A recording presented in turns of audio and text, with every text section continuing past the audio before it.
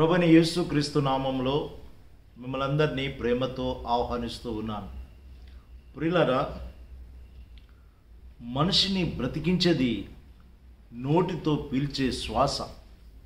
ఈ విషయం మనకందరికి బాగా తెలుసు. అలాగే మంచి మనిషిగా బ్రతికించేది మాత్రం నోటి నుండి వచ్చే ప్రతి మంచి మాట. మన నోట్లో నుండి మంచి మాట రావాలి. మంచి మాట ప్రజలకు ఆనందాన్ని, సంతోషాన్ని, ఉల్లాసాన్ని ఇస్తుంది. మనిషిని బ్రతికించేది మన నోటి నుండి వచ్చే శ్వాస. గుర్తుపెట్టుకోండి. ఇతరులను ఆశీర్వదించుటకు విశాలపరచబడిన హృదయాలు కావాలి.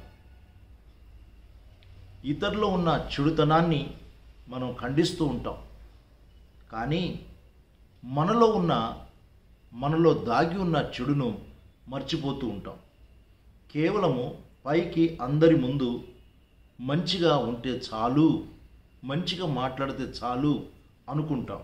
కానీ మన అంతరంగం మంచిగా విశాలంగా ఉన్నదా లేదా అనేది ప్రతి ఒక్కరూ ప్రతిరోజు పరిశీలన చేసుకోవాలి.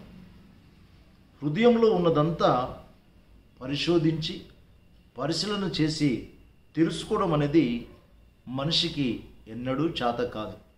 కాబట్టి దేవుడా, నీవే నన్ను పరిశోధించి నా హృదయాన్ని తెలుసుకో నాయనా అని దేవునికి సరెండర్ అవుతున్నాడు ఒక వ్యక్తి. అతను ఎవరో తెలుసుకుందామా? అయితే కీర్తన గ్రంథము 139వ కీర్తన 23వ వచనం వినండి. దేవా, నన్ను పరిశోధించి నా హృదయమును తెలుసుకొనుము, నన్ను పరీక్షించి నా ఆలోచనను తెలుసుకొనుము. భక్తుడు అంటున్నాడు, ఓ దేవుడా, దేవా, నన్ను పరిశోధించి పరీక్షించి నా హృదయాన్ని తెలుసుకొనుము. ఎందుకంటే హృదయము అన్నిటికంటే మోసకరమైనది, అది ఘోరమైన వ్యాధి గలది. దాన్ని గ్రహింపగలిగిన వాడు ఎవడు?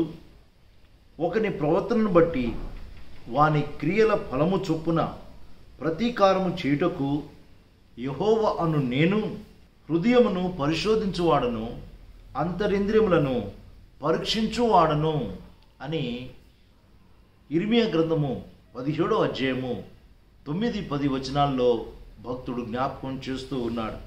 ప్రియులారా, ఏమంటాడంటే, నా హృదయాన్ని తెలుసుకో, నా హృదయంలో ఉన్న అంతరంగాన్ని తెలుసుకో. ఎందుకంటే హృదయ అంతరంగంలో ఏమున్నదో పరిశోధించి పరీక్షించి తెలుసుకోవడము మనిషికి చేత కాదు. కాబట్టి దేవునికి సరెండర్ అవుతూ ఉన్నాడు. ప్రియులారా, మనము దేవునికి సరెండర్ అయిపోవాలి. అంటాడు భక్తుడు, ఆయాస్కరమైనది, దుఃఖకరమైనది, బాధకరమైనది నాలో ఉందేమో, దాన్ని తీసివేయి దేవుడా అని దేవునికి సమర్పిస్తూ ఉన్నాడు. ప్రియులారా, మీ అంతరంగము, మీ హృదయ ఆలోచనలు, మీ హృదయ తలంపులు ఎలా ఉన్నాయో మీకు తెలుసు, నిత్యము చూస్తున్న దేవుడికి తెలుసు. కాబట్టి ఆయాస్కరమైనవి, బాధకరమైనవి, దుఃఖకరమైనవి, ఇతరులను గాయపరిచేవి అలవాటు, తలంపు మనలో ఉన్నట్లయితే దేవునికి సరెండర్ అయిపోవాలి, దేవునికి అప్పగించాలి. అప్పుడే దేవుడు ఎంతో ప్రశాంతతో కూడిన హృదయాన్ని, జీవితాన్ని, మనసును, ఆలోచనను ఇస్తాడు. అలాంటి అనుభవంలో పరిశుద్ధాత్మ దేవుడు మనందరినీ ఉంచాలని మా చిన్న ప్రార్థన. అందరూ ఈ ప్రార్థనలోకి భవించండి. కళ్ళు మూసుకోండి, చేతులు జోడించండి. ప్రేమ కలిగిన తండ్రి, మహోన్నతులంటి మా ప్రభువా, మీరిచ్చిన ఈ చిన్న తలంపు కొరకై మీకు వందనాలు, స్తోత్రాలనైనా. అవును ప్రభువా, మా అంతరంగం యొక్క ఆలోచన, అంతరంగం యొక్క పరిశోధన మా వల్ల చాద కాదు. కాబట్టి భక్తుడు మిమ్మలను సమర్పించుకుంటున్నాడు. ఓ దేవుడా, నా హృదయ అంతరంగములను చూడయ్యా. ఆయాస్కరమైనది, బాధకరమైనది, దుఃఖకరమైనది నాయన నాలో ఉన్నట్లయితే దాన్ని తీసివేయి. నిత్య మార్గంలో, సత్య మార్గంలో, జీవపు మార్గంలో నన్ను నడిపించు అని ఆరాధించాడు, స్తుతించాడు. ఈ ఆరాధనలో నాయనా ప్రభు, ఈ ప్రార్థనలోకి వంచిన మా ప్రియుల యొక్క హృదయ అంతరంగాన్ని మీరు ఎరిగిన దేవుడు నాయనా, తలంపులను ఎరిగిన దేవుడు నాయనా. ప్రభువా నాయనా, మీకు ఆయస్కరమైనవి, దుఃఖకరమైనవి మా జీవితాల్లో, మా హృదయాల్లో, మా తలంపులో ఉన్నట్లయితే దాన్ని తీసివేస్తున్నాం నాయనా. మీ హృదయము మాకు దయచేయండి, మీ తలంపు మాకు దయచేయండి, మీ ఆలోచన మాకు దయచేయండి.